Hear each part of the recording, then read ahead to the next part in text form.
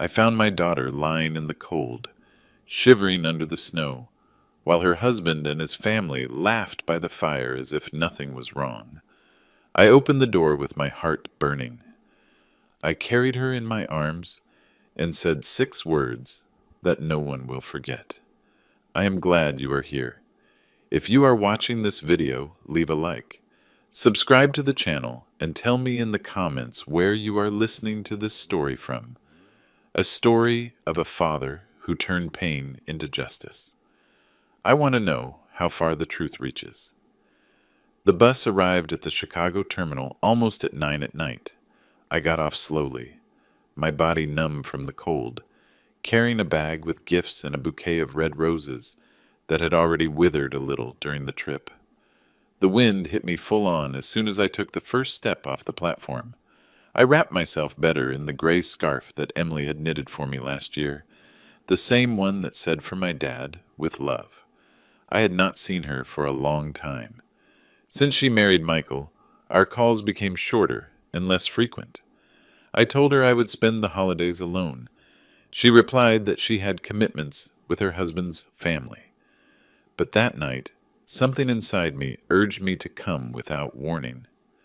Maybe it was nostalgia, or simply the need to see my daughter. I took a taxi. The driver was a young man with a wool cap. He looked at me through the rearview mirror and smiled. "To a family dinner, sir." "Yes," I replied, "with my daughter. I have not seen her for a long time." The man nodded while the windshield filled with snowflakes. Jingle Bells was playing on the radio. The streets were full of lights, illuminated trees, children with red hats and people carrying bags of gifts. Everything seemed so warm, so different from what I carried inside. The taxi went up the hill toward the suburbs. As we moved forward, the snow became denser. I told the driver to stop in front of a white 2-story house, with large windows and Christmas decorations hanging from the roof. An angel of lights turned slowly over the entrance, and a huge pine tree shone in front of the porch. I paid the fare, wished him a Merry Christmas, and got out. My boots crunched on the ice. I took a deep breath. The air smelled of burnt wood and cinnamon. In the distance, laughter and the clinking of glasses could be heard. Emily's house looked perfect, like a postcard. I thought about the surprise she would get, seeing me arrive without warning. I imagined her hug, her smile, her voice saying, "Dad, I cannot believe you are here." I took out of my pocket the small velvet box I had kept for weeks, a silver bracelet engraved with the phrase for my girl with love, Dad. I held it in my hands carefully and went up the porch steps. But something stopped me. The snow completely covered the steps. There was not a single footprint, not a recent mark of boots or shoes. I leaned in, observing more closely. Everything seemed intact, as if no one had gone out or entered all night. I rang the bell once. No one answered. I leaned toward the large living room window and looked inside.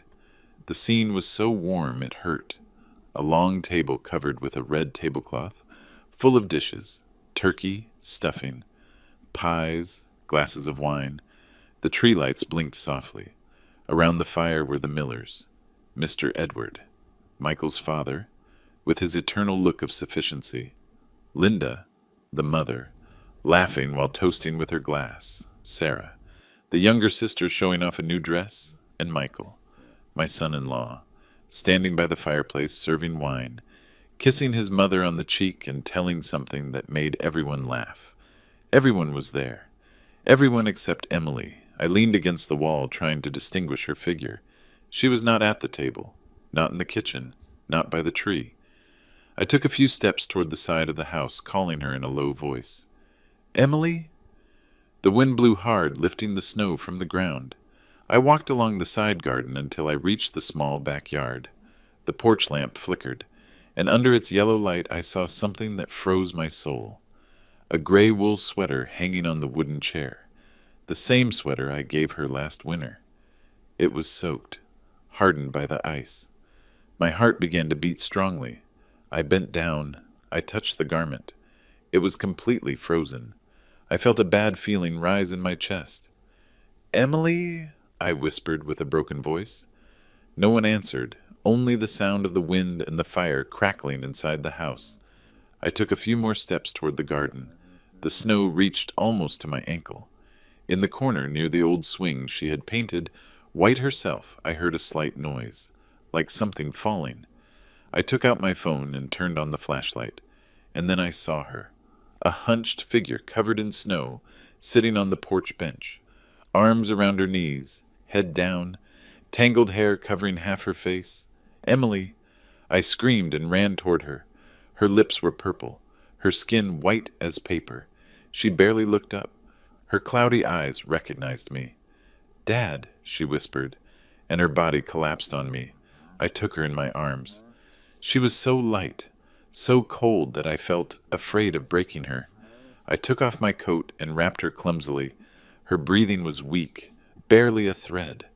I ran back to the front of the house, stumbling in the snow. I banged on the door with all my strength. "Open up! I am Emily's father. Open up now!" Inside, the music kept playing. "We wish you a Merry Christmas." No one answered. I banged again harder until finally the door opened suddenly. The light from inside blinded me for an instant. Michael appeared in front of me still with the glass of wine in his hand, his face confused and annoyed. "What are you doing here, William?" I shouted at him with all the contained rage. "My daughter is dying outside, and you are toasting." Silence fell like a blow. Everyone in the room stopped speaking. Linda pressed her lips together. Sarah looked away. Mr. Edward frowned. The fire in the fireplace sparked behind them, illuminating their motionless faces. Michael slowly lowered the glass, looked at Emily fainted in my arms, and took a step back, not knowing what to do. I felt how the heat from inside clashed with the cold of my daughter's body. The contrast was unbearable. "Call a doctor." I screamed now. No one moved, not a word, only the crackling of the wood and the echo of my own heartbeat. In that instant, I understood that the house that was supposed to protect my daughter was actually the place where they were destroying her. I pressed Emily against my chest, breathing with difficulty, and I swore that tonight I would not just be a spectator again. Christmas Eve was over, but for me that was the night everything started. I entered the living room without asking for permission. The heat of the fire hit me in the face, but inside me everything was still frozen. I placed Emily on the sofa, wrapped in my coat. With her face so pale she barely seemed to breathe. No one moved. Everyone stood there looking at me as if I had just burst into a stranger's party. Linda, Michael's mother, was the first to speak, wrinkling her nose with a gesture of annoyance. She surely went out because she wanted to. She always makes dramas, she said, without even getting up from her seat. I turned to her, feeling my blood boil in my temples. Dramas? Her body was frozen. Lady. Frozen. Michael left the glass on the table and looked at his father, waiting for his reaction. Mr. Edward, with the arrogant tranquility that characterized him, took a sip of his wine before answering, "Do not exaggerate, William. Your daughter has certain psychological problems. Sometimes she goes out in the cold to cry. She likes to attract attention." The words pierced me like knives. I took a deep breath, trying not to scream. But then Sarah, the younger sister, intervened from the corner with a mocking smile. "Dad says she fakes it, that she always manipulates everything to play the victim." I looked at my daughter. Her hands were rigid, her skin bluish, her lips cracked. None of them approached. None moved a finger. "Bring me a blanket," I ordered, without raising my voice. Linda shrugged. "The one she was using is dirty," she replied coldly. It got wet with the snow. I advanced toward the fireplace, tore off the thick blanket hanging from the back of a chair, and wrapped it around Emily. Her breathing was still weak. Mr. Edwards stood up with a grave and authoritative voice. "Do not come into my house like that, William. Here there is respect." I turned to him, gritting my teeth. "Respect? Respect is what my daughter has lacked since she married your son." Michael took a step forward with a tense jaw. "She left alone. No one kicked her out," he said with a cold voice without looking directly at me. "And if she dies tonight?" I replied. "Are you also going to say it was her fault?" Silence fell like a weight. The fire crackled in the fireplace, and the smell of roast beef mixed with the tense air of the room. None of them dared to hold my gaze. Linda sighed with a tone loaded with contempt. "Take her, then, if you love her so much. Here she only brings misfortunes." I stood still. I looked directly at her. Then I looked at everyone else. No one. Not even Michael came close to see if my daughter was still breathing. No one. "This does not end here," I said with a broken but firm voice. "What you have done is violence, and you are going to pay for it." Michael took a step forward, raising his voice. "Enough! Do not come to give us lessons, old man. This is my house, and you have nothing to do here." "Your house," I repeated with bitterness. "I hope one day you understand what it means to have a real home." I pressed Emily against my chest and headed for the door. Linda muttered something under her breath, and I heard stifled laughter. I did not want to turn around. The wind hit hard when I went out. The snow was piling up on the path, and the air cut my skin. There were no taxis at that hour, and the road was almost empty. I walked with Emily in my arms, step by step, slipping on the ice, gritting my teeth not to cry. Every time the wind blew, I felt my daughter's body cool down a little more. After almost a mile, I saw the light of a pharmacy still open. I knocked on the door with my elbow. An older woman with white hair tied in a bun opened it upon seeing us. "Good heavens," she said. "Come in quickly." The woman helped us get in. She put a chair next to the heater and brought warm towels, some ginger tea, and a jar of ointment. "She is freezing," she murmured while helping me cover her. "What happened to her?" "Her husband and his family left her outside," I answered with a hoarse voice. "In the middle of Christmas Eve." The woman shook her head, scandalized. "People are losing their souls," she whispered. I took out the phone to call an ambulance, but Emily opened her eyes for just a second and grabbed my wrist weakly. "No hospital," she murmured. "Dad, please do not let them know." Her voice was barely a thread. I nodded, knowing that arguing would only exhaust her more. "It is okay, daughter. Do not worry." The woman gave me a worried look. "If I take her to my apartment, I can take care of her better," I said, almost like a plea. She nodded, handed me a bag with medicines and blankets. "Carry her in your arms, and do not leave her alone tonight." I went out into the cold again. I raised my hand to stop a taxi. One finally stopped, and the driver rolled down the window. "Everything okay, sir?" "No," I replied, "but it is going to be." The young man helped me put Emily in the back seat. During the ride, I looked out the window. The city lights seemed to blur with the snow. In the distance, fireworks and laughter could be heard, while I held my daughter's hand, praying she would keep breathing. We arrived at my small apartment downtown. It was a modest room with a sofa bed, an old stove, and a heater that barely worked. I placed Emily on the bed, took off her shoes, wrapped her feet with warm towels, and turned on the heater to the maximum.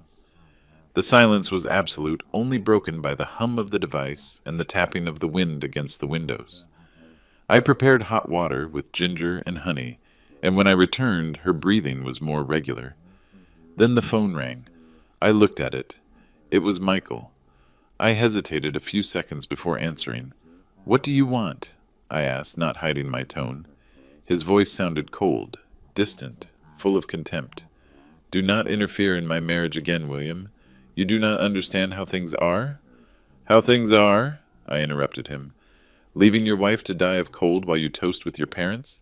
Is that what you call marriage?" "Do not provoke me," he replied. "Emily always looks for excuses, and you, as always, fall for her games. If you ever had a shred of shame left—" "You lost it tonight," I told him, and hung up. I threw the phone on the table with a lump in my throat. I went back to Emily. I put a cup in her hands, although she was still sleeping. The clock struck midnight. Outside, the wind kept roaring, bringing with it the echo of a distant song. Silent night. Holy night. I stayed there, sitting by her side, watching her chest rise and fall slowly. Every breath was a small victory. For a moment I thought about everything I had kept silent for years. The times I noticed her sadness over the phone.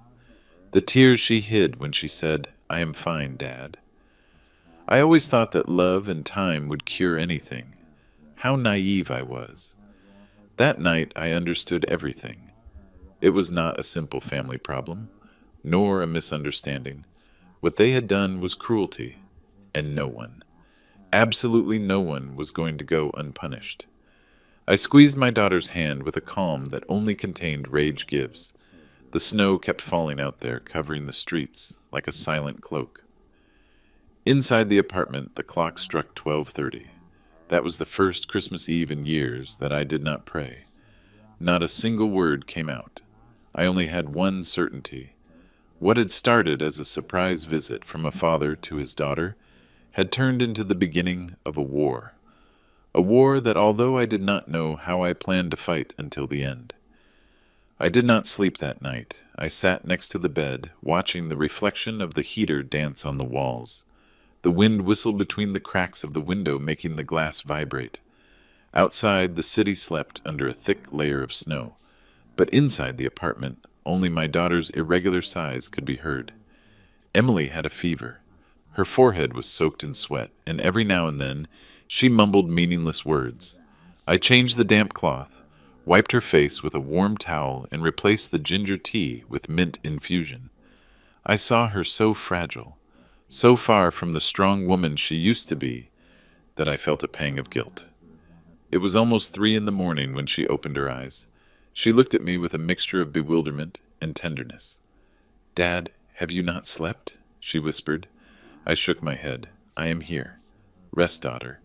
She nodded slightly and closed her eyes again. I stayed a while watching the steam come out of her breath, weak but constant. Outside in the distance, the wail of an ambulance could be heard fading into the night. The snow hit the glass with a slow, almost hypnotic rhythm. I checked the phone. I had 3 missed calls from Michael and a short message. "Do not look for her anymore." I deleted it without thinking. I felt a mixture of fury and disdain. I lowered the blind and turned off the main lamp, leaving only the yellow light of the heater. Then I covered Emily better with a thick blanket and sat down again with my hands clasped. Near dawn, I heard her weak voice. "I thought they were going to change," she murmured. "I thought if I endured a little more, everything would improve." I leaned toward her and caressed her hair. "You do not need them to change, daughter. You just need to get up." A tear rolled down her cheek. I did not want her to see me cry, so I looked away toward the window. The first lights of the day barely dyed the sky gray. When the church bells rang, I got up to make coffee. The aroma filled the air, mixing with the balm I had rubbed on her chest. Upon returning, Emily was already sitting holding a cup of hot water in her hands. "You have to go to the doctor," I told her. "We cannot risk the fever going up." She refused, almost with fear. "No, Dad. If I go, they will find out. Michael has acquaintances in all the hospitals. He will come, and I do not want to see him again." Her voice broke on the last word. I did not insist, but took out my contact book. I remembered someone who could help me. Dr. Moore, an old friend and doctor who treated me when I was still training martial arts. I called him immediately. He answered sleepily, but upon hearing my name, he reacted. "William, is everything okay?" "Not much," I replied. "My daughter is sick. I need you to come. She cannot go to the hospital. I am coming right away." He arrived shortly before 10 with his leather briefcase and his coat covered in snow. His hair was totally gray, but his voice remained firm. He examined Emily carefully, took her temperature and pulse. "She is weak but stable," he said. "She suffered mild hypothermia, nothing irreversible. She needs rest, fluids, and constant heat." He handed me some medicines, and before leaving stopped at the door. "William, if I were you, I would call the police." I did not answer. He looked at me with compassion, as if understanding that I was not yet ready to take that step. When he left, the sky remained cloudy, but the snow had stopped. I put on my coat and went down to the market. I bought chicken soup, fresh bread, milk, and some oranges. The vendor, an old woman with a blue apron, looked at me curiously. "Is your daughter sick?" "A little," I said. "She just needs to rest." She smiled. "Nothing that a good meal and a father's love cannot cure." I walked back slowly, thinking about her words. Upon entering the apartment, I found Emily standing, folding her clothes with slow movements. "What are you doing?" I asked. "I am going back to the house," she said, without looking at me. "I need my papers, my things. Then I will go to another state." I felt my breath cut short. "You are not going anywhere." She stopped with her hands trembling over a blouse. "Dad, I do not want you to get involved in this. They are powerful. You have no idea what they can do." "Yes, I know," I replied, "but I do not care. They cannot keep hurting you." She sat on the edge of the bed, hiding her face in her hands. "I have no strength anymore. It hurts even to breathe. If I keep fighting, they are going to destroy us both." I knelt in front of her, took her hands. "Listen to me, Emily. I spent my whole life teaching others not to give up. Today, it is my turn to remind you. You are not alone. From now on, I will be the one to protect you." She raised her head, her eyes swollen and wet. "Dad, do you really believe there is still justice?" "I do not know if there is," I said, "but I know there is truth, and I do not plan to stay silent." She remained silent for a few seconds, then nodded. For the first time in days, she looked at me without fear. I went to the desk drawer and took out an old notebook, the one where I used to write down training schedules. I opened it to a blank page and wrote with firm handwriting, "Lawyer, police, evidence, witnesses." She approached surprised. "What are you going to do, Dad?" "What I always do," I replied. "Face the combat, head on." The clock struck 7 in the evening when Emily fell asleep again. The fever had gone down a little. I stayed by the window, watching the sky darken completely. I lit a cigarette, something I had not done for years. The smoke rose in slow spirals. I thought about Michael, about Mr. Edward, about that rotten family that had learned to hide cruelty behind money and appearances. And I also thought about my daughter, the girl who once ran into my arms after her first tournament with a medal around her neck and a proud smile. Now that same girl trembled with fear in my bed. At 10 at night, the silence was absolute. Only the slight murmur of the heater could be heard. I poured myself some cold coffee and opened the notebook again. I wrote under the list, "No impulses, only strategy, patience." I went out to the small balcony. The air was still freezing, but I did not care. I needed to feel it on my face, remind myself that I was alive. I looked toward the city. The lights of the buildings flickered in the distance, and a strange sensation ran through my body. It was not anger, nor sadness. It was a dense calm, the kind that precedes decisions that change life. I stayed there for a long time with my hands resting on the railing until I felt the door behind me open. Emily was in the doorway, wrapped in the blanket. "What are you doing awake?" she asked with a soft voice. "Thinking," I replied, "and making a promise." She approached slowly. "What promise?" "That you will never be afraid again," I said without taking my eyes off the horizon. "That no one will ever hurt you again while I am alive." She rested her head on my shoulder without saying anything. We stayed like that, watching the city lights tremble in the distance. That night I understood that the combat awaiting me would not be with fists or kicks, but with words, documents, patience, and dignity. When I finally closed the window and turned off the lights, a certainty burned in my chest. The man who once taught others to defend themselves was about to face the toughest fight of his life. And although winter was just beginning inside me, there was already a flame that did not plan to go out. Dawn arrived gray, with a thick fog covering the roofs of Chicago.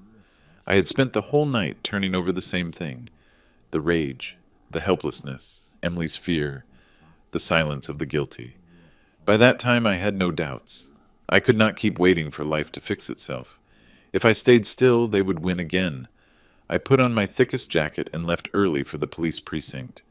The air cut my skin, but inside me I felt a strange heat, a determination I did not remember since my years as a master in the gym. The police building was half empty. The guards were still drinking coffee and yawning. I asked to speak to someone in the complaints area. A few minutes passed before a young officer came out the side door. He wore his cap crooked and had a sincere smile. It took me a few seconds to recognize him. "Daniel?" I asked, surprised. The boy looked up and stood still. "Master William? I cannot believe it." He hugged me with a mixture of respect and affection. "I have not seen you for years. What brings you here?" I sighed. I did not know where to start. I told him what happened the night before, from the moment I found Emily in the cold to Michael's call. As I spoke, Daniel's expression changed. His smile disappeared. "The Miller family," he murmured, lowering his voice. "They are powerful. They have contacts in the court, in the press. But that does not mean we cannot do something." "I do not want revenge, Daniel," I clarified. "I want justice." He nodded firmly. He took me to his desk, turned on the computer, and started writing the report. "We are going to record everything: psychological violence, abandonment, danger to physical integrity. It is not little, master, but it has to be done right." While typing, he looked at me sideways. "This might annoy more than one person. If you start this process, there is no turning back." "It does not matter," I replied. "We have already come too far to keep quiet." When he finished, he printed the document and passed it to me to sign. The ink trembled a little in my hand. Daniel stamped the paper and put it in a folder. "Now you need a good lawyer. Someone who does not get scared." "I know one," I told him. "An old friend." We shook hands. Daniel squeezed hard. "Count on me for whatever you need, master. You taught me to get up after every fall. It is time to give something back." I left the station with the folder under my arm. The sun was barely peeking through the clouds, but for the first time in a long time, I felt I was breathing with purpose. I took a bus downtown. Lawyer James Ross's office was in an old building with yellowish walls and the unmistakable smell of coffee and damp papers. When I entered, he recognized me immediately. "William," he exclaimed, standing up, "years have passed. How is your knee?" "It still hurts when the weather changes," I replied, smiling barely. But I did not come for that. We sat face to face. I told him everything without omitting details. James listened in silence, barely moving his fingers on the table. When I finished, he let out a long sigh. "This will be complicated," he said. "Mr. Edward Miller has friends in the court and in the prosecutor's office. He is not going to like being touched." "I do not care how many friends he has," I replied. "I do not plan to stay silent." James observed me carefully, as if measuring my determination. "Agreed. But I need proof. Something solid. Without that, everything dilutes." I took out my phone and looked for the audio file I had accidentally recorded that night. When I played it, Mr. Edwards' voice rumbled clear. Insults, mockery, cruel phrases about my daughter. Michael also spoke, laughing, justifying what they had done. James straightened in his chair. "This can work. It is strong." He took quick notes. "We will have to certify the audio, but it is a start." We spent more than an hour preparing the formal complaint. He explained every step: the request to the prosecutor's office, the possible citation, the deadlines, the risks. I nodded in silence without taking my eyes off the folder that would soon bear my daughter's name. Before leaving, James warned me, "Until the judge signs the order, keep this secret. Do not talk to the press or anyone in the family." "Understood," I said. "I do not want noise, only truth." Upon leaving, the sky had cleared a little. I passed by a small print shop and asked for copies of everything: the complaint, the medical reports, old hospital bills, the text messages where Michael humiliated her. The young clerk looked at me curiously. "Is it for a legal case?" she asked while the printer buzzed. "Yes," I replied with a low voice. "It is to protect my daughter." She handed me the sorted papers and wished me luck. I walked back slowly, feeling the weight of each sheet as if carrying with me the whole history of our wounds. That night, when I arrived at the apartment, Emily was preparing soup. The smell of chicken filled the place. She looked at me with concern. "Where were you?" "I went to see an old student, and then James Ross. We already have a complaint." Her face tensed. "Dad, you should not have done it. They are going to take revenge. You do not know what they are capable of." I already know, I replied calmly, but they have already done enough damage to us. They cannot take more from us. She remained silent, looking at the pot. Does Daniel know too? She asked suddenly. I nodded. She lowered her gaze with a slight blush. He helped me once, when Michael pushed me in front of the store. He accompanied me to the car. I did not tell you before because I was afraid. I felt a pang in my chest. I clenched my fists but restrained myself. He is a good boy, I said. You can trust him. We ate dinner in silence. Then she retired to her room and I went out to the balcony. The city shone in the distance with twinkling lights, and Christmas carols still heard from some neighboring house. People celebrated peace while we were just starting a war.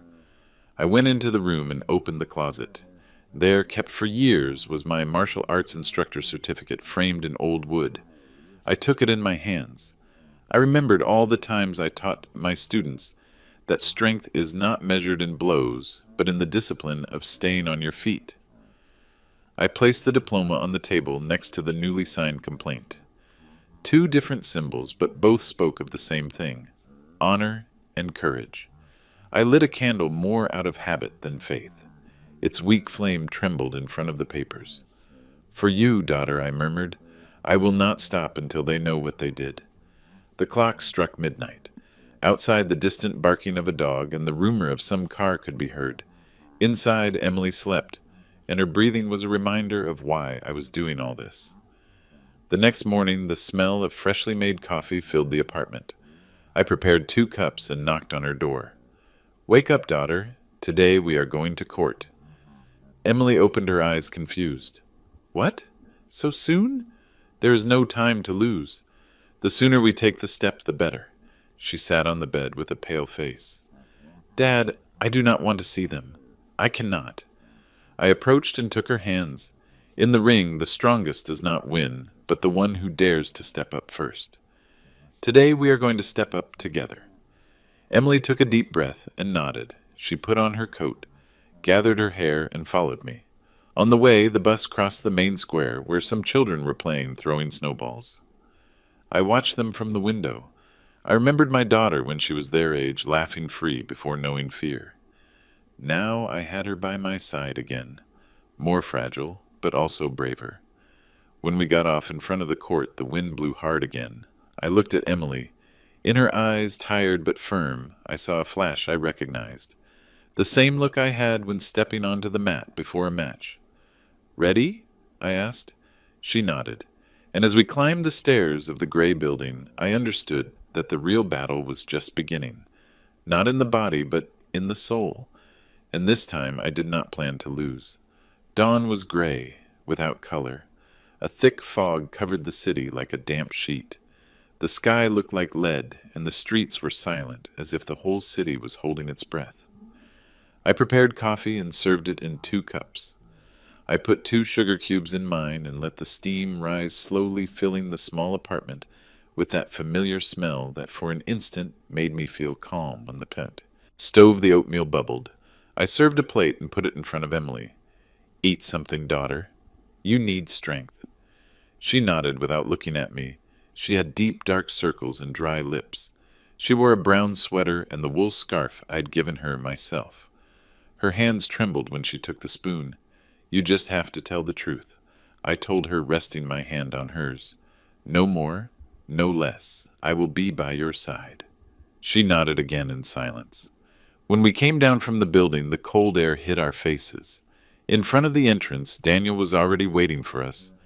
In a gray, unmarked car, the one used for civil cases. He wore a dark jacket, his face serious, although he tried to smile. Ready, master, he said, opening the back door. Room 3 is waiting for us. During the ride, Daniel told us that the judge had agreed to move up the hearing due to the media pressure that existed lately with cases of domestic violence. People are talking, he said, and that helps judges not look away. While he spoke, I watched out the window. The city was alive again. Sales stalls, Christmas lights still hanging, speakers repeating carols out of season. In a store, Last Christmas was playing, and I wondered if that year I would have any reason to celebrate anything. Emily kept looking out with her forehead resting on the fogged glass. I put a hand on her shoulder. She said nothing, but her breathing calmed down a little. The court building appeared at the end of the avenue, old with white columns and mustard-colored walls. Above the main door, the national shield looked blackened by time. On the stairs, a couple of reporters waited with cameras. James Ross was already there. He had his coat open and held a thick folder and a cup of coffee. Upon seeing me, he greeted me with a slight nod. "It is not going to be easy, William," he said in a low voice. "They bring 3 lawyers. Let them bring 1,000, I replied. I am going in anyway. We went up the stairs together. Inside, the air smelled of humidity and disinfectant. Steps echoed on the marble. In the hallway, I recognized the Miller family immediately. Michael was sitting next to his father with the arrogant gesture of always. Next to him, Linda, with her fur coat, was glancing at a small mirror to touch up her makeup. Sarah played with her cell phone, indifferent. Michael looked up and saw me, smiled with disdain. "Still think you can win, old man?" he whispered when I passed close. I did not answer, only put a hand on Emily's shoulder, and we kept walking to the door of room 3. The judge, a man of about 50 with graying hair and rectangular glasses, was already on his bench. When we all took our seats, he banged the gavel once. "The session is open," he announced. "Case 47-3125, complaint for psychological violence and family abandonment." James stood up. "Your Honor, I represent Mrs. Emily Miller, victim of verbal abuse and family abandonment committed by her husband, Michael Miller, and by the Miller family as a whole." The opposing lawyer, bald man in a gray suit, also stood up. "My client categorically denies the accusations. Everything is an invention. Mrs. Miller suffers from emotional episodes and left the house of her own free will." The judge signaled for James to present evidence. "We bring audio recordings, medical reports, and police testimony," James said, handing over a USB drive. The playback of the audio filled the room. Mr. Edwards' voice resonated, clear, arrogant, mocking Emily. Then Michael was heard calling her crazy, and Sarah laughing. Emily lowered her head, tears falling silently on her hands. The judge raised an eyebrow. Silence. "Who recorded this?" My client answered James. "She was present, and it is direct proof of the facts." The opposing lawyer hit the table. "Objection. Violation of privacy. That recording must be discarded." The judge took a deep breath, thoughtful. "The court will evaluate it," he finally said. The atmosphere became thick. The air smelled of tension, fear, and contained rage. I saw Emily shudder. I moved my chair closer without saying a word. "Mrs. Miller," said the judge, "you may testify." Emily stood up slowly. Her voice trembled at first, but gradually became firmer. She related how they left her out in the snow, how she heard the laughter from inside, how her body began to go numb until losing consciousness. Every word was a blow. Mr. Edward let out a dry laugh. "Christmas drama. My daughter-in-law has too much imagination," he said with cynicism. I stood up suddenly. "Shut up, you scoundrel!" I shouted. The judge banged the gavel. "Order in the room." I took a deep breath and forced myself to sit down. Emily put a hand to her chest, as if afraid they would arrest me too. When they called the next witness, Daniel entered in uniform. He walked with a firm step, greeted the judge, and declared having found Emily with symptoms of hypothermia and visible marks on her arm and shoulder. "That is in the police report," he added. The Miller lawyer smiled sarcastically. "And who guarantees she did not cause those marks herself?" he said with irony. Daniel looked directly at him. "I saw her, sir, and I saw the fear in her eyes. No person does that to themselves alone." The room fell silent. Even the judge looked up at him. The hearing continued for hours. Documents were reviewed. Messages from Michael full of contempt were read. At times I felt we were gaining ground, at others that everything could collapse from one instant to another. When finally the judge concluded the session, the clock marked almost noon. "The court will deliberate on the validity of the evidence and determine a new date for the preliminary resolution," he announced. We got up slowly. Upon going out into the hallway, a dozen journalists crowded in front of the door. Microphones, cameras flashes. "William, is it true your son-in-law left her outside under the snow? Are you going to ask for preventive prison for him?" I did not answer, only pointed with my head toward Michael. "Ask him." Michael, surrounded by his family, smiled at the cameras. He put an arm around his mother's shoulders and said with a martyr tone, "My wife needs medical help, not a trial. She has problems since before the marriage." Cameras flashed. Reporters wrote frantically. Everything sounded like a well-rehearsed show. Emily, hearing his words, broke into tears, covered her face, and ran toward the street. I followed her, pushing my way through the flashes and questions. Daniel was waiting for us with the car running. I opened the back door, helped Emily get in, and got in after. The engine roared, moving us away from the court. I looked through the rear window. The Millers were still on the stairs, posing for the cameras, laughing, as if nothing had happened. Inside the car, silence was thick. Emily hugged herself, looking into the void. Daniel drove without speaking. Only the noise of traffic and the slight tapping of the rain starting to fall could be heard. I rested my hand on my daughter's leg. "Do not give up, daughter. This is just beginning." She nodded without looking at me. Her eyes were red, but her voice, although low, sounded firm. "I am not going to give up, Dad. Not this time." I looked out the window. The court was lost in the fog. In my chest, a mixture of pride and rage boiled like a silent fire. I knew with a certainty that burned me inside that this was not a victory nor a defeat. It was only the first round, and I had spent a lifetime preparing to fight until the end. The second day of the trial dawned with a deceptive sun. There was clarity, yes, but the air remained freezing dry, the kind that cuts the skin when breathing. I got up before dawn, unable to sleep more. I prepared coffee, put 2 sugar cubes, and heated some oatmeal with honey. I wanted Emily to eat something before facing hell again. She came out of her room in silence with a pale face. She wore the same brown sweater from the previous day and the scarf I had put around her neck. Her hands trembled slightly, holding the cup. "You just have to tell the truth," I told her, with a low voice. "Nothing else. I will be with you." She nodded without looking up. We left the building shortly after 8.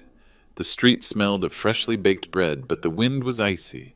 When we arrived at the court, James was already waiting for us. He had his coat closed up to his neck and held a large envelope. I brought the voice verification he told me in a low voice, handing me a copy. The expert confirmed that the recording matches Mr. Edwards' voice. "This can be our key." I nodded. For the first time in days, I felt a spark of hope. But that feeling crumbled as soon as we entered the room. On the bench was not the same judge from the previous day. In his place was a younger man with a perfectly trimmed mustache and an expensive suit. The plaque on the desk read, "Honorable Ernest Suarez." I remembered that name instantly, an old acquaintance of Mr. Edward, a businessman with political influence. I looked at James, who only returned a tense look. "Calm down," he whispered. "Do not react yet." Michael was sitting on the other side in a tailored gray suit and that sure smile I hated so much. Sarah played with her hair, and Linda, his mother, observed everything as if it were a theatrical performance where she already knew the ending. The judge banged the gavel once. The hearing resumes. The Miller family lawyer stood up with a rehearsed tone. "Your Honor, my client has endured years of psychological harassment by his father-in-law and his unstable wife." He put emphasis on that last word. My body reacted on its own. I stood up with rage, but James took my arm before I said a word. "Easy," he whispered. "Do not fall into their game." The lawyer continued speaking now, showing photographs. Projected on the screen, old images of Emily smiling at family parties, hugging Michael. "Proof that their relationship was harmonious," he said, looking at the judge with false conviction. "What she describes are episodes, product of her emotional imbalance." Emily lowered her head, hands clasped on her lap. I could feel her trembling. I wanted to scream, but James signaled me again. "Wait." When our turn came, James stood up calmly. "Your Honor," he said with a firm voice, The defense tries to turn an aggression into a fantasy. But here are facts, documents, and medical evidence. He placed on the table a bundle of papers, hospital receipts, psychiatric reports, photographs of the bruises. These are Mrs. Miller's medical results. Depression is not invented. Injuries are not fabricated. The judge glanced at the papers reluctantly without really looking. They are not conclusive, he finally said. They could be due to a domestic accident. I felt a chill run down my back. For a moment, the murmur of the room vanished. I only heard the tapping of the clerk's pen. James requested that the recording presented yesterday be accepted as complimentary evidence. It is verified by an authorized expert. The judge looked up with a grimace of annoyance. Denied. The recording was obtained without consent. It is illegal. The murmur became a buzz. Michael sketched a smile of triumph and murmured something in his father's ear. Mr. Edward listened, nodding with a satisfied air. I could not contain myself. This is a mockery. I shouted, hitting the table. The judge raised the gavel with fury. Silence, or I expel you from the room. James touched my arm. William, please, he whispered. I took a deep breath. I sat down, but the heat in my face was unbearable. My blood boiled. The hearing continued. The Miller lawyers spoke as if reciting a script. They said Emily had outbursts that I manipulated her to get money. Every word was a stab. After almost 2 hours, the judge ordered a recess. I went out into the hallway. The air there was as dense as inside the room. Emily was leaning against the wall with red eyes. Daniel appeared with 2 cups of coffee. Breathe, master, he said with a calm tone. It is not over yet. I took a sip and nodded. I did not know if it was coffee or ash. A journalist approached with a recorder. Does William believe the judge is bought? I looked at him without saying a word. What you see today, I finally told him, will answer itself. We returned to the room. The judge entered accompanied by an assistant. His expression was impassive. James adjusted his glasses, already prepared for the worst. The judge read for a few seconds, then began, The court finds no sufficient evidence of violence or verifiable physical abuse. Consequently, divorce is granted without guilt of the parties. The sound of the stenographer's keyboard mixed with James's resigned sigh. I felt a void in my stomach. Michael let out a brief laugh and leaned back in the chair. See, he told his mother, everything is in order. Emily did not react. She remained motionless, looking at the blank paper in front of her, until a tear fell and left a circular stain on the sheet. I stood up slowly and walked toward the bench. My daughter was abused, and you know it, I told the judge. Is that also legal? The judge looked up but did not answer. The security guard approached cautiously. Please, William, he whispered. I looked at him and nodded. I went back to Emily, helped her stand up. Let's go, daughter, I told her. There is nothing else to hear here. As we crossed the room, Mr. Edwards' voice resonated behind us. That is how the weak are treated, William. Learn. I felt Daniel move by my side, willing to respond, but I raised my hand to stop him. It is not worth it, I told him without turning my head. We went outside. The midday light was too bright. Journalists pounced with questions and flashes. Emily clung to my arm, trembling. What are you going to do now, William? Is it an unfair sentence? I did not answer, only advanced, opening a way through the crowd. Then a female voice, trembling but strong, rose among the noise. Courage, William. The truth always comes out alone. It was an older woman with a blue scarf on her head. Her look reminded me of my mother many years ago. I stopped. A second looked at her and nodded in silence. Daniel helped us get into the car. As we drove off, I saw through the rearview mirror how Michael and his people posed in front of the cameras, smiling as if they had just won a medal. The ride back was silent. Emily rested her head against the window and closed her eyes. When we arrived at the apartment, she went up without saying a word, went into her room, and closed the door. I was left alone in the kitchen. On the table, I spread the documents. Bills, reports, copies, testimonies. Everything looked like the battlefield after a defeat. The phone rang. It was James. I am sorry, William, he said with a tired voice. The court is corrupted. I will try to appeal to another instance, but it will take time. Thank you, I replied simply. I hung up. I poured myself the last rest of cold coffee, but did not drink it. I went to the balcony. The sun began to set, dyeing the buildings orange. The wind blew strong, lifting papers. In the street, I stayed looking at the horizon, the mountains in the distance, the golden sky that slowly faded. I felt the cold in my bones, but also a bitter calm. We lost the first battle, I thought, but the war is not over yet. And while the ringing of the church bells filled the air, I knew that what they had tried to silence was beginning at last to be heard. It rained all night. The rain did not fall with fury, but with that constant sadness that seems never to end. The sound of drops hitting the tin roof filled the apartment with a monotonous rhythm, almost hypnotic, but impossible to ignore. The air was damp cold, and every corner smelled of loneliness. It was close to 7 in the morning when I heard the door to Emily's room open slowly. She walked to the kitchen with slow steps. Her eyes were swollen, her gaze lost. She had spent the night crying, I knew without asking. I poured her a cup of chamomile tea and put it in front of her. Drink a little, daughter. It will do you good. She did not answer. She sat down, looked at the cup, and let the steam rise, covering her face like a faint cloud. Tomorrow I will go to James's office, I said, trying to sound calm. I want to know how the appeal resource goes. Emily shook her head without raising her eyes. Dad, I do not want to continue. They already won. No, I replied gently.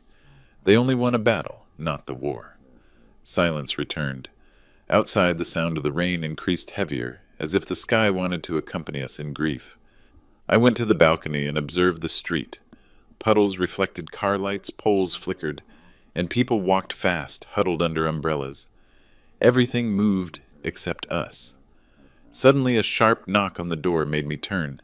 It was Daniel. He was soaked with hair dripping on his dark jacket. He carried a paper bag in one hand. I bring something for you, he said, entering with a tired smile. He put the bag on the table and took out a container with food and a couple of folded newspapers. A note came out in the Daily News. Look at this. He unfolded one of the sheets. On page 2 was a blurry photo taken from afar, but unmistakable Emily on her knees in the snow in front of the Miller house. The headline read, Woman Abandoned on Christmas Eve, Authorities Investigate. I stayed silent, reading every line. They mentioned the complaint, the leaked audio, and cited anonymous sources from the police. They did not use full names, but everything was recognizable. When I looked up, Emily was trembling. Dad, she whispered, people know. Daniel nodded. They can no longer hide it. If you want, I can contact a journalist friend of mine, Robert Towers. He covers gender violence issues. He can help us keep the story visible. I thought about it for a few seconds and then nodded. Do it, but without publishing my daughter's full name. I do not want them to expose her more than she already suffered. Emily looked up with a low but firm voice. I do not want a scandal, Dad. I want justice, not fame. Daniel sat in front of her. Sometimes noise is the only way for the system to wake up. If no one speaks, everything stays the same.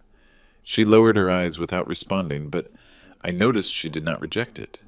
The rain began to subside, and the silence between the three no longer weighed so much. Stay for dinner, Daniel, I told him. It is the least I can offer you. He smiled, taking off his soaked coat. While heating the food, he began to tell stories from the past when he trained with me in the gym. You always said discipline was the way he remembered laughing, and that fear is overcome by taking the first step. And now? I asked. Now I understand what you meant. It was not about fighting, it was about resisting. Emily listened without speaking, but something in her face had changed. For the first time in weeks, her lips drew a slight smile, shy but real. We dined slowly. The heat of the stew filled the kitchen, and for a moment the noise of the world was far away. Daniel got up after a while, put on his coat, and said, I will return tomorrow. I have some contacts that can move the case. I do not promise miracles, but movement. Thank you, son, I said, shaking his hand. You are brave. When he left, the apartment became calm again. I heard Emily sigh behind me. "He is good, right, Dad?" she asked with a barely perceptible smile. "He is," I replied. "And not all men are like Michael." She nodded. Then she walked to her room with a lighter step than in previous days. I stayed on the sofa without turning on the television. Outside, the wind blew softly, bringing the smell of wet earth. I closed my eyes. For the first time in a long time, I did not feel fear, only tiredness and a small peace I could not explain. I slept there listening to the tick-tock of the clock. I dreamed of the years when Emily was a child, running through the garden with a smile full of life. I dreamed of the old house, the dog that used to follow her everywhere Sundays, of laughter and food. I woke up with tears in my eyes, but without pain. Dawn arrived with a clean sky barely covered by white clouds. While preparing coffee, the phone rang. It was James.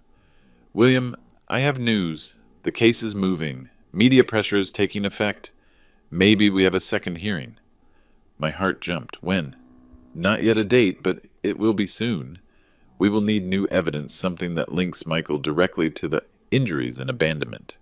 "We will get them," I replied without hesitation. I hung up, poured the coffee, and walked to the window. In the next room, Emily was awake, sitting in front of the large window. Sunlight reflected on her hair. I held the newspaper with both hands, reading the news again and again. I knocked gently on the door and entered. "The article again?" I asked her. She nodded with a mixture of sadness and relief. "I never thought anyone would believe me." "I told you, daughter. Truth walks alone. Sooner or later, it finds its way." She turned to me, and for the first time since that Christmas night, looked me straight in the eyes. There was no fear in her look, but something new, determination. "If there is a new hearing," she said this time, "I want to be ready. I am not going to be silent anymore." I smiled. I approached, put a hand on her shoulder. That is all I needed to hear. We both stayed looking out the window, watching the sun filter through the clouds. Raindrops still hung from the electric cables, shining like small pearls. The city was waking up again, and with it a timid hope, fragile but alive. "You know, Emily," I told her, "life has hard blows, but also second opportunities." "And do you think we will have it?" she asked. "Yes," I replied without hesitation, "because we do not fight for pride, but for dignity." She smiled, a complete smile this time, and in that instant I understood that although the wounds were still open, hope had entered our house again. That morning, while the sun illuminated the newspapers on the table, I knew the storm was not over yet, but at least we were no longer walking in the rain alone. 2 days later, the sky dawned clear. There was a faint sun filtering through the clouds, enough to illuminate the wet streets after the storm. The air was cold, but breathing it felt different, clean, fresh, as if something had changed in the environment, although I did not know exactly what. Emily and I decided to go out for a walk to buy breakfast at Mrs. Lucy's cart on the usual corner. The smell of coffee and hot cocoa filled the street. "Good morning, William," she greeted me with her hoarse voice accustomed to early mornings. Then she looked at my daughter and frowned with tenderness. "I saw you in the newspaper, darling. What an injustice they did to you, but how good you have your dad." Emily lowered her gaze, squeezing the cup of cocoa between her hands. "Thank you, Mrs. Lucy," she said in a low voice. "We are still standing. That is the important thing." The woman smiled. "That is it, dear. Do not let bad people take your soul." We returned to the apartment, slowly enjoying that small moment of normality. But upon reaching the door, something interrupted the calm. There was a white envelope on the floor without a sender. I opened it. Inside, there was only a printed sheet with black letters in capital letters. "Withdraw the complaint, or you will regret it." My heart skipped a beat. I looked toward the hallway, but there was no one. I locked the door with double bolts and called Daniel immediately. He arrived 20 minutes later with a serious face and his uniform jacket still damp. "Where did you find it?" he asked. "Right here in front of the door." There was no one. He took a pair of gloves from his pocket and took the paper carefully, observed it under the light. It has no visible fingerprints, he said after a moment. It is a home print. Common paper, common ink. They probably left it quickly and left. What do we do now? I asked. Nothing for now. Let me handle it. I will put someone to watch the building discreetly. I nodded, although inside rage boiled in me. Not out of fear, but for the cowardice of those who threaten from the shadows. In the afternoon, James arrived with a folder under his arm. He seemed more animated than in previous days. William, there is movement, he told me as soon as he entered. The press wants to interview you. Several journalists became interested in the case. Emily heard him from the kitchen. She hesitated a moment, but then approached. Dad, if we are silent, they win again, she said with a firm voice. I looked at her. There was something different about her. She was no longer the broken woman from a few weeks ago. Agreed, I replied. But we will speak without hate. Only truth. The next day, a small team of reporters arrived at our apartment. The interviewer was a young woman with short hair and an empathetic look.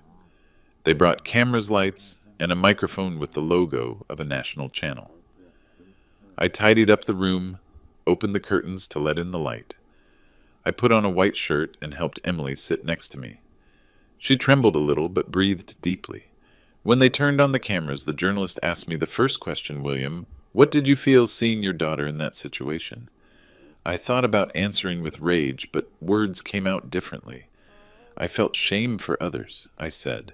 Shame that in this country we continue to allow a woman to be humiliated, beaten, or abandoned, and everyone looks the other way. The journalist nodded. Then she turned to Emily. What do you wish now, after everything lived? Emily took a deep breath, and her voice, although low, sounded clear. I just want no one else to go through the same. That there be no more silence. The interview lasted more than 40 minutes. When the cameras turned off, the journalist approached and took my daughter's hand. Thank you for your bravery. You do not imagine how many women are going to listen to you. That night, the report aired on the Central News. We watched it on the small TV in the dining room. Our living room appeared Emily's serene face, my words, the complaint files. The screen showed in large letters a phrase that shuddered me. Silence protects the guilty. In a matter of hours, social networks filled with messages. People from all over the country shared the video using hashtags like Justice for Emily and No More Silence. My phone did not stop ringing former gym students, neighbors, strangers, even women telling their own stories. Some offered legal help. Others simply sent words of encouragement. Daniel called with an incredulous tone. Master, this went viral. More than 200,000 views in less than a day. I stayed looking at the screen, watching my daughter's image on TV. She also watched it with tears in her eyes, but this time they were different. Not of pain, but of liberation. Dad, she whispered. Now they do listen to me. I hugged her. I said nothing. Just felt her breathe for the first time without fear. The next morning, someone knocked on the door. It was Mrs. Mercedes, our downstairs neighbor, with a basket full of fresh fruit. For you and your daughter, sir, she said with tenderness. I saw the interview. How brave you are. I invited her in and served her a cup of tea. She spoke slowly with a trembling voice. My daughter also suffered violence years ago. No one believed her. I thought she was going to die of sadness. You do not know what it means to see you speak on television. Emily, who was listening from the table, got up and approached, took her hand gently. We are not alone, right? She asked. Never again, answered the woman with wet eyes. When she left the apartment, remained impregnated with a different warm silence. Emily looked at me and smiled. It was a complete, calm smile. In the afternoon, while checking emails on my computer, I saw a new one from James. The subject said, Good news. I opened it with a racing heart. William, the court has decided to reopen the investigation. Media pressure worked. There will be a new hearing. I stood still for a few seconds, unable to speak. Emily entered the room and saw me with the open email. She approached, read the screen, and suddenly hugged me tight. Dad, we did it. I felt her tears fall on my shoulder. I caressed her hair with a broken voice. No, daughter, we just started. Outside, the sunset sun entered through the window, dyeing the walls golden. The reflection illuminated the old instructor diploma that still hung over the table. I looked at it for a long time. That piece of paper represented a lifetime of struggle, of discipline, of falls and getting up. But now I understood that the most important combat was not fought on a mat, but in life itself. I turned on the lamp, took out my notebook, and wrote a single sentence. Justice begins when one stops being afraid. I closed the notebook. Outside, the city shone under a clean sky. Car lights mixed with the sparkles of stars, and in the distance, church bells rang. Emily was already sleeping, breathing calmly. I stayed by the window, observing the lights turning on in the buildings one by one like small promises. That night I understood that justice does not always arrive with uniforms or sentences, but with voices that refuse to be silent. And for the first time in a long time, I felt the flame inside me that I thought extinguished light up again, not to fight, but to illuminate the path of all those who still live in darkness. It was Monday. The Chicago sky dawned incredibly blue, as if the air itself had been washed during the night. I woke up before dawn with a strange sensation in my chest, a mixture of calm and nervousness. I prepared coffee and turned on the radio, looking to distract myself with the morning news. And then I heard it. The announcer's voice, grave, precise. The state prosecutor's office has reopened the case of family violence against the Miller family. The steam from the coffee fogged my glasses. I stood still, holding the cup with both hands. I felt the skin on my arms stand up. After so much time fighting against walls, finally someone had knocked them down. Came out of her room, hair tied in a high ponytail, a beige sweater, eyes still swollen but with a different light. "Dad, is it true?" she asked. "It is real, daughter. We did it." We hugged, saying nothing else. Outside, the sun entered through the window and bathed the kitchen with a warm glow. On the wall, the old photo of when Emily was a child seemed to look at us as if time had stopped right there in that instant, when she still believed the world was fair. The phone rang. It was Daniel. "Master, the media wants to cover the new hearing. It will be public." "Perfect," I replied. "Let everyone see what really happened." 3 days later, the streets in front of the court were packed with cameras, banners, and journalists. Some held signs with hashtags, "Justice for Emily" and "No More Silence." I never imagined I would see something like that, common people supporting a cause that, until recently, seemed invisible. Emily walked by my side with insecure steps. I took her hand firmly. "You are not alone, daughter. No more." At that moment, a black car stopped in front of the court. Michael got out first, followed by Mr. Edward and Linda. They all wore dark glasses, tense faces, trying to hide their nervousness behind a facade of elegance. Flashes exploded around them. A journalist approached. "Mr. Miller, any comment before the hearing?" Michael barely murmured, "We have nothing to say." We entered. This time the room was full. There were representatives of women's associations, legal observers, and a group of police officers guarding order. The atmosphere was completely different from previous hearings. It was no longer a private farce. It was a public exhibition. The new judge, Judge Herrera, a man with a stern face and firm voice, took his place. "The court will review again all the evidence presented," he said, "and will listen to the witnesses with total impartiality." James, always methodical, opened his folder. "Your Honor, today we present new certified evidence, forensic analysis, of the audio police testimony and video from a neighbor's camera."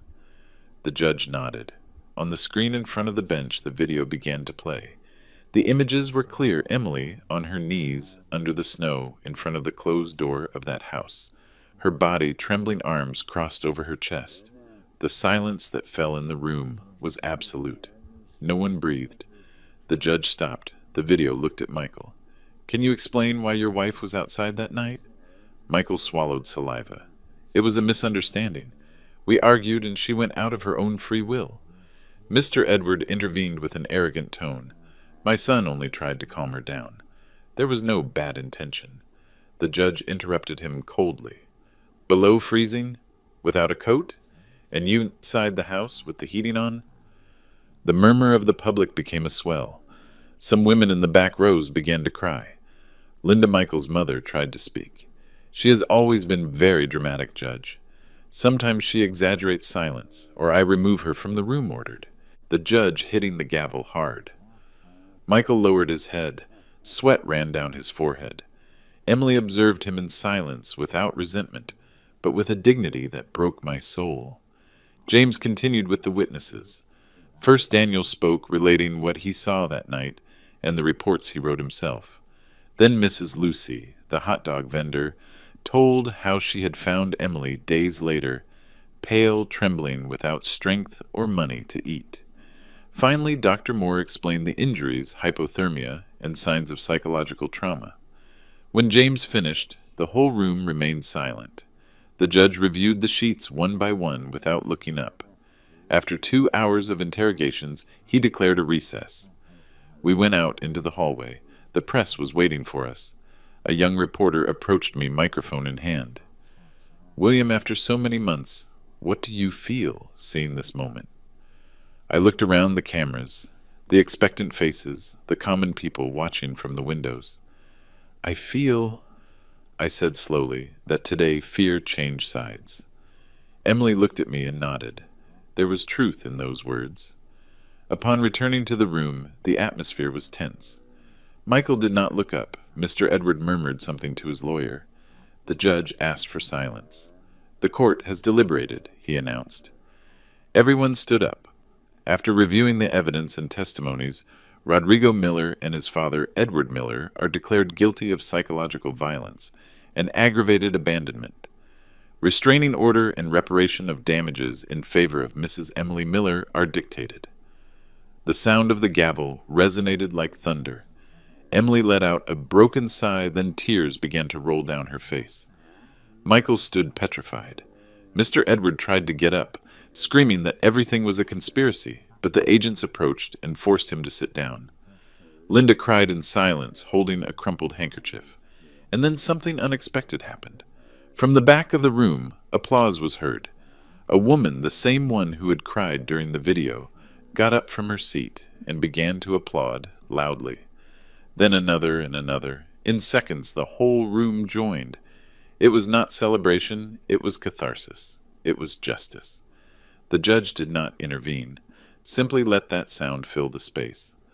We left the court holding hands, the cameras, microphones, flashes.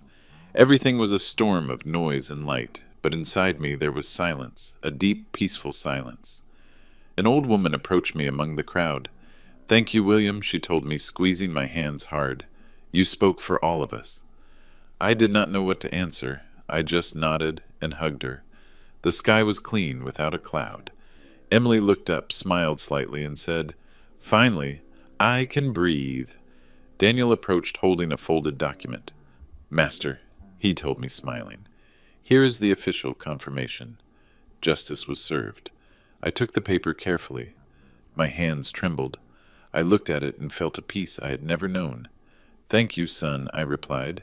We will not forget it. That afternoon, headlines multiplied throughout the city. Father and daughter win battle against influential family. The Miller case uncovers corruption in the judicial system. The news whopped up throughout the country. In front of the court, people began to hang violet ribbons and banners with a single phrase, no more silence. That night back home, I turned on the television. I watched the video of Emily leaving the court again, surrounded by cameras, with a serene look, almost at peace. In the background, soft music accompanied the image. I sat on the sofa. She, exhausted, leaned on my shoulder and fell asleep. I looked at her for a long time. I caressed her hair and murmured, almost in a sigh, We have won something bigger than a trial, daughter. We have recovered peace. Outside, the city lights flickered like fallen stars. And for the first time in a long time, I felt that the justice of the heart, the one that is not dictated in any court, had finally reached us.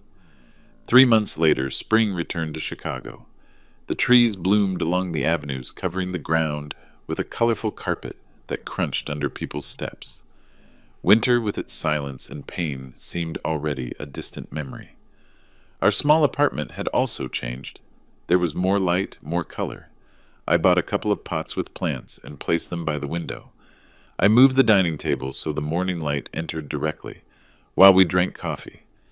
Emily started cooking. At first, everything came out halfway overcooked. Rice burnt, toast soup without salt. But every day she got up early, put an old song on the radio, and practiced with a patience that moved me. Sometimes she hummed softly while stirring the pot, and that simple sound was enough to fill the home with life. Daniel kept visiting us almost every weekend. He arrived with a smile and a bag of donuts or a small bouquet of sunflowers.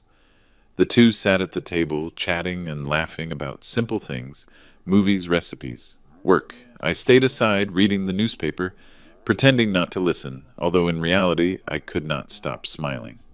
Seeing her laugh again was the greatest prize I could receive. One afternoon, while the sun fell between the branches of the trees, Emily told me, "Dad, I wanted to train with you again." "Martial arts?" "I wanted to recover strength." I looked at her, surprised, but happy. "Then tomorrow we start," I replied. "The bone so heals when the soul starts to do so." We went to the neighborhood park where there was an esplanade of old tiles. I wore my old white uniform. She wore comfortable clothes and new sneakers she had bought with her own savings. We started with stretching. At first her movements were clumsy, but her look was full of determination. Some neighborhood kids approached curious. "Master," they shouted, "teach us too." I let out a laugh and showed them a couple of basic positions. Emily watched them with tenderness, smiling, seeing how they stumbled between laughs. When we finished, we sat on a bench to drink water. The afternoon air was fresh and smelled of wet grass. "You have returned to your path." "Daughter," I told her. She looked at me, eyes shining. "Thank you for not giving up, Dad. If it had not been for you, I do not know where I would be." "You would be here anyway," I replied, "because strength was always inside you. You just needed to remember it." A week later, I received a letter from the Santa Rosa Community Center. They wanted to invite me to open a free self-defense class for women. I did not doubt it for a second. The first day, more than 30 people arrived. There were young women, mothers, grandmothers. Even Mrs. Lucy, the hot dog vendor, appeared with her apron and a huge smile. Emily was also there, standing at the back, with crossed arms and eyes full of pride. I took a deep breath before speaking. "Strength is not in the blow," I said, looking at everyone, but in the decision to get up again and again. The women applauded, some with tears. That class was not just about defense. It was about recovering the power that life sometimes takes from us. In the following week, newspapers began to talk about us. A headline read, "The Master Who Turned Pain into Hope." Another mentioned how classes had grown so much that the municipality wanted to support the program. A local television channel invited us to tell our story. Emily accepted. We sat in front of the cameras under the bright studio lights. We talked about fear rage, but above all, resilience.